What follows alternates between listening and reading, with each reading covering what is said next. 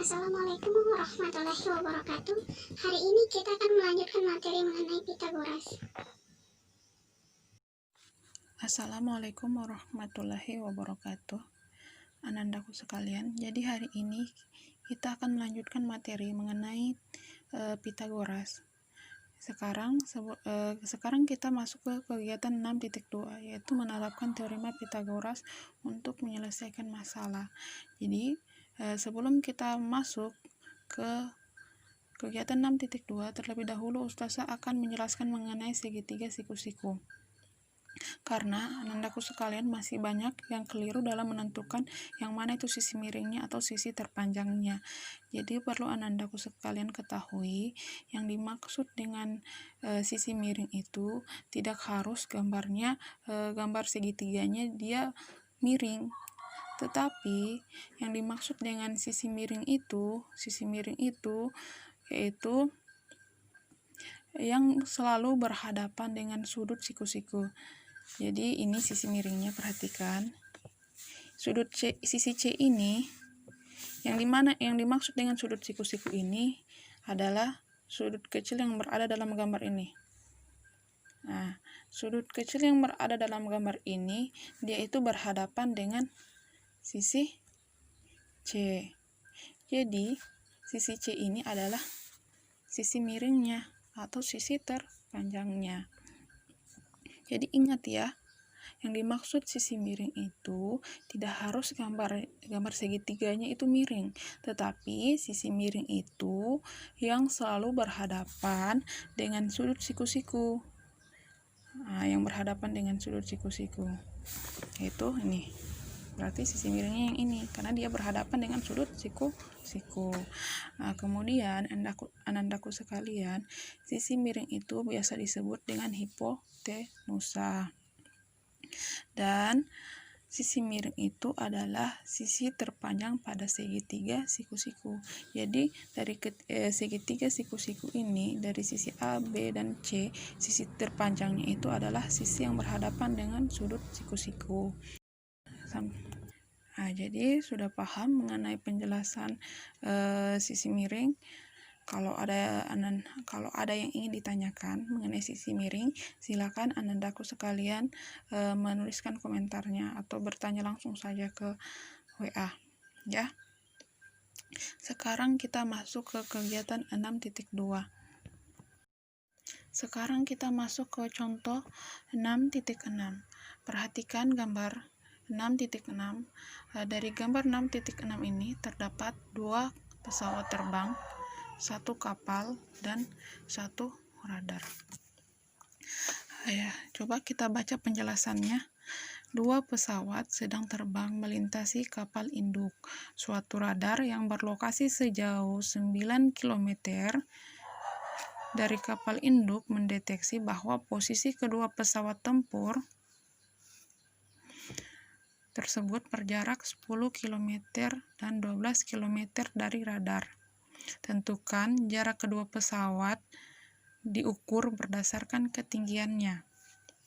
Jadi alternatif penyelesaiannya, perhatikan bahwa masalah di atas bisa digambarkan seperti berikut. Ini seperti berikut. Berdasarkan gambar di samping, jarak kedua pesawat yang dimaksud adalah panjang CD. Jadi gambar ini adalah ilustrasi dari gambar ini. Gambar ini, Ustazah ulangi, pesawat yang ini adalah D, disebut dengan D. Kemudian pesawat yang ini adalah C, kapal yang ini adalah B, dan radar adalah A. Nah, dari penjelasannya tadi, 2 pesawat sedang terbang melintasi kapal induk, suatu radar yang berlokasi sejauh 9 km dari kapal. Radar ke kapal itu jaraknya 9 km dari kapal.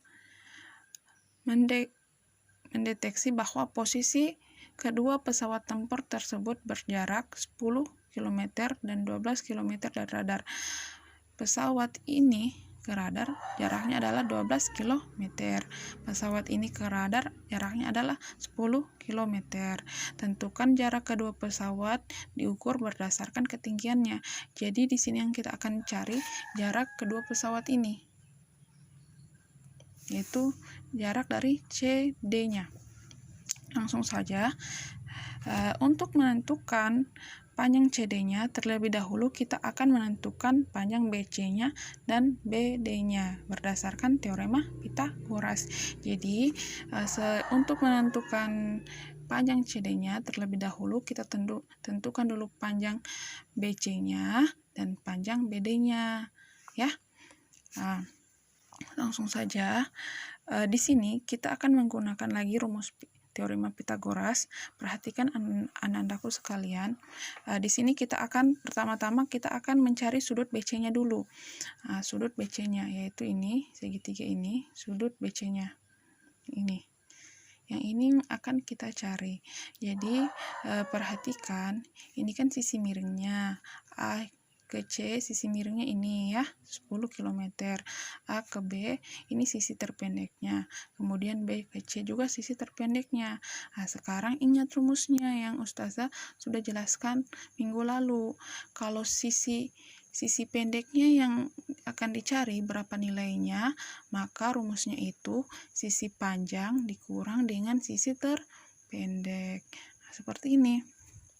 Karena yang mau dicari BC-nya itu BC kuadrat sama dengan sudut sisi AC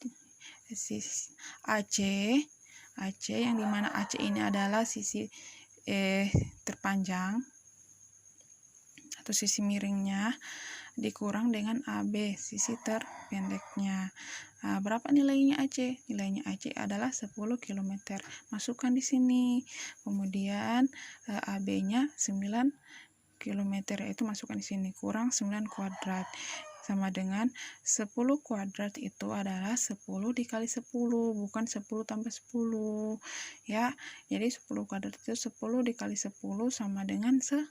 9 kuadrat adalah 9 dikali 9 sama dengan 81. Jadi 100 dikurang 81 sama dengan 19. Kemudian kita akan mengubah pangkat ini menjadi bentuk akar. Jadi BC sama dengan akar 19. Kenapa kuadratnya di sini hilang? Iya, karena di sini sudah diubah menjadi bentuk akar.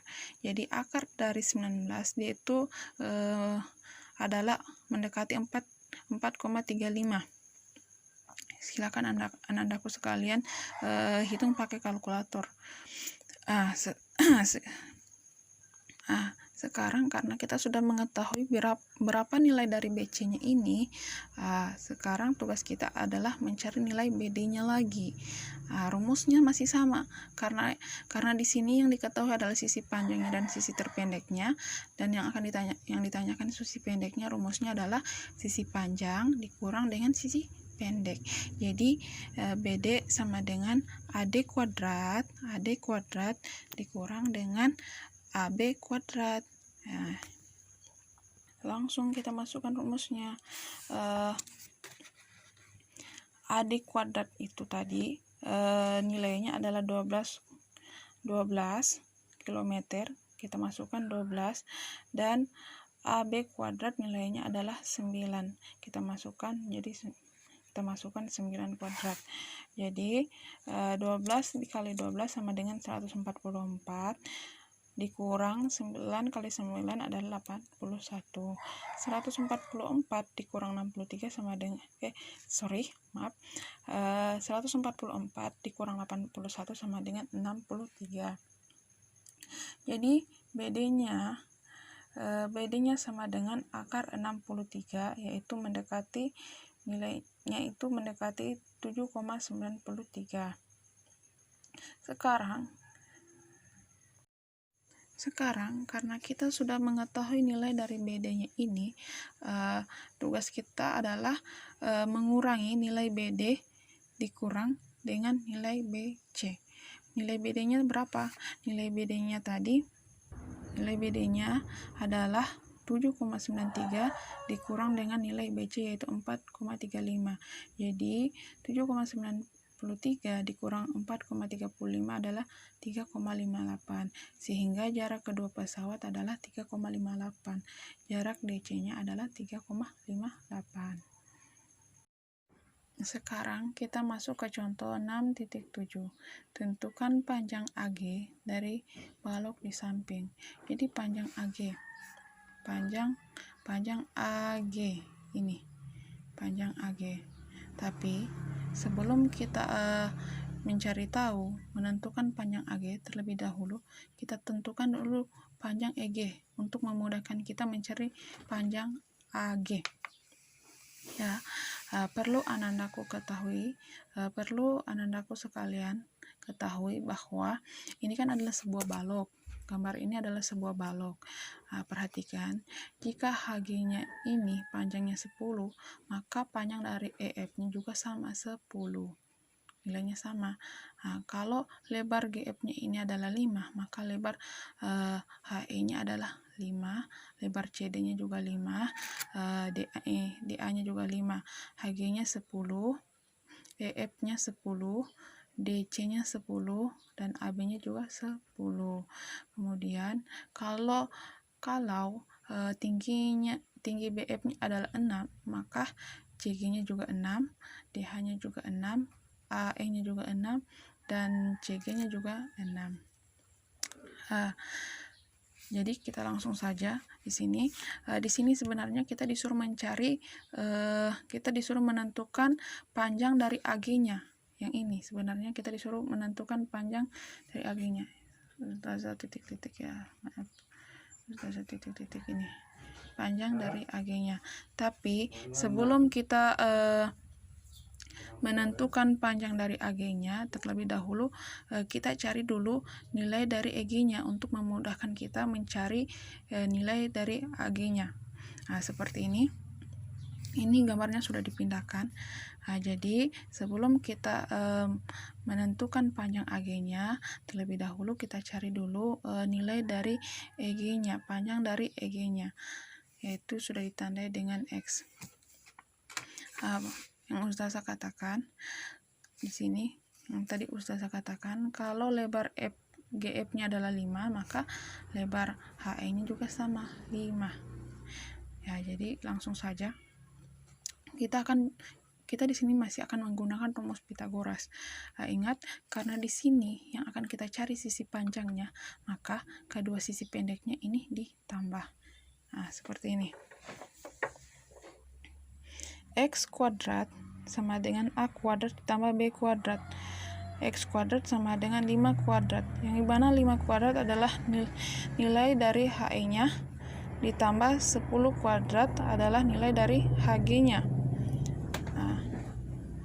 Jadi langsung saja X kuadrat sama dengan 5 kuadrat sama 25 ditambah 10 kuadrat adalah 10 kali 10 sama dengan 100. 25 tambah 100 sama dengan 125. X sama dengan akar 125. X sama dengan akar dari 125 adalah 25 dikali 5. Akar dari 25 adalah 5. Karena ini 5 tidak ada akarnya ya. Langsung tulis saya seperti ini, 5 akar 5 ya. Terkecuali masih bisa ditentukan akarnya. Ya, seperti kalau 9 kan akarnya 3. Kalau 5 ini 9 kan akarnya 3 karena 3 kali 3 9. Tetapi kalau 5 ini dia seperti ini saya ditulis ya. Karena sudah tidak bisa lagi. Bisa, tapi dia nilainya desimal, koma. Nah, sekarang karena kita sudah mendapatkan nilai dari EG-nya adalah 5 akar 5. Sekarang kita akan mencari nilai dari AG-nya. Nah, sekarang kita akan berpindah ke gambar ini. Yang tadi yang kita disuruh cari kan nilai AG-nya ya. Nilai AG-nya di sini. Selesaikan segitiga ini untuk AG ya. AG. Jadi di sini kita tandai yang akan kita cari ini Y-nya. Nah, di sini kan kita sudah tahu bahwa nilai dari EG-nya ini adalah sisi miring dari EG-nya ini adalah panjang dari EG-nya ini adalah 5/5. Nah, jadi gambarnya seperti ini. 5/5. Jadi kalau mau digambarkan seperti ini, panjangnya itu, ini panjangnya adalah, panjang EA-nya adalah 6, tinggi EA-nya adalah 6, kemudian panjang EG-nya adalah 5/5. Yang akan dicari adalah sisi miringnya, yaitu Y. Jadi kalau mau digambarkan seperti ini ya. AE-nya adalah 6, panjang EG-nya adalah 5/5. Yang akan kita cari adalah nilai AG-nya. Langsung, jadi kita masukkan, karena di sini yang kita akan cari adalah sisi terpanjangnya atau sisi miringnya. Kita langsung saja sisi sama sisinya itu ditambah. Langsung C kuadrat sama dengan A kuadrat ditambah B kuadrat. Yang dimana C kuadrat adalah Y-nya, A kuadrat adalah 6-nya dari tinggi AE-nya, dan ditambah 5/5. B kuadrat adalah panjang dari EG-nya. Langsung Y kuadrat sama dengan 6 kuadrat adalah 6 kali 6 36 ditambah 5 dalam kurung 5/5 kuadrat. Jadi kita Ustazah tuliskan di sini, kita cakar di sini, Y sama dengan 6 kuadrat ditambah 5/5 kuadrat, tutup kurung ya. Y kuadrat sama dengan 6 kuadrat adalah 6 kali 6 36 ditambah 5/5 kuadrat. Jadi cara mengerjakan ini adalah dalam kurung 5/5 kuadrat. Jadi cara menentukan nilai ini adalah kita uraikan saya seperti ini. 5/5 kuadrat, kita tulis lagi karena dia kuadrat 2, 5/5 ya. Jadi kita kali 5/5.